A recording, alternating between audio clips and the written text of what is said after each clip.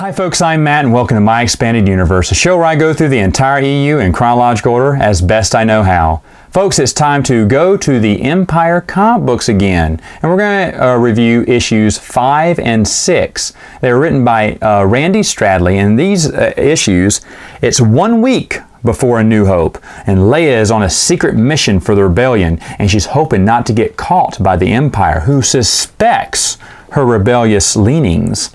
This is basically a precursor to A New Hope. Remember, we're getting closer and closer to Star Wars. Ooh, super exciting, the first movie. And so in this one, they're just kind of building up that, you know, Vader is suspicious. They're all a little bit suspicious. They're about to bust her. They're on the cusp of it. They're not there yet, but they're getting there. And of course, in the opening scroll of A New Hope, we will see this come to fruition where Darth Vader's like, aha, we have you now. We know you're not on a mercy mission. What do I think about the story? Well, I love Randy Stradley.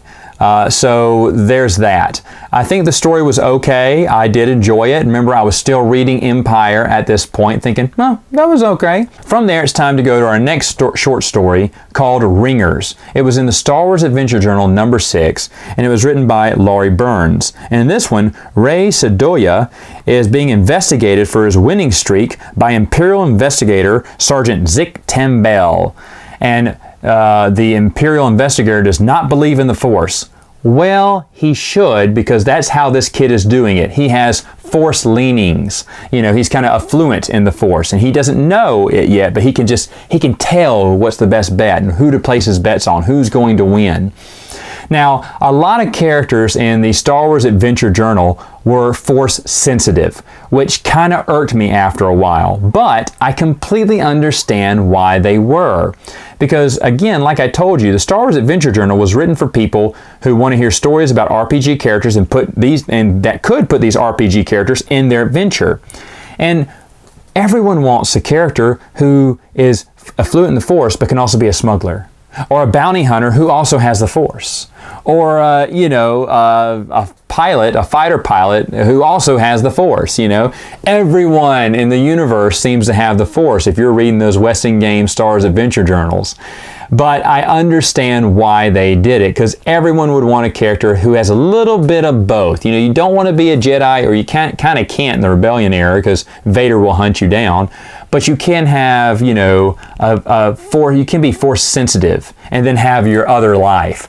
And I guess back in the day, if I'd have created my own RPG character, I would have wanted the same thing.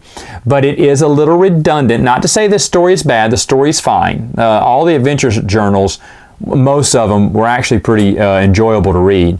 But it does get old when you keep hearing about characters in all walks of life who are sensitive to the Force. There's a billion Force users out there. How can Luke not find them?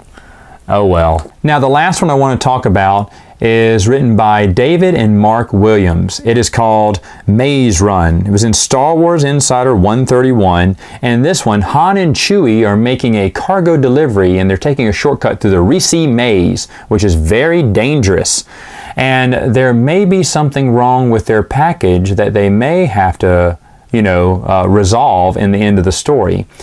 It's a very short story about Han and Chewie making a quick delivery. This can fit, anywhere about this time, maybe a quick, adventure in between the last chapter of A.C. Crispin's Han Solo trilogy.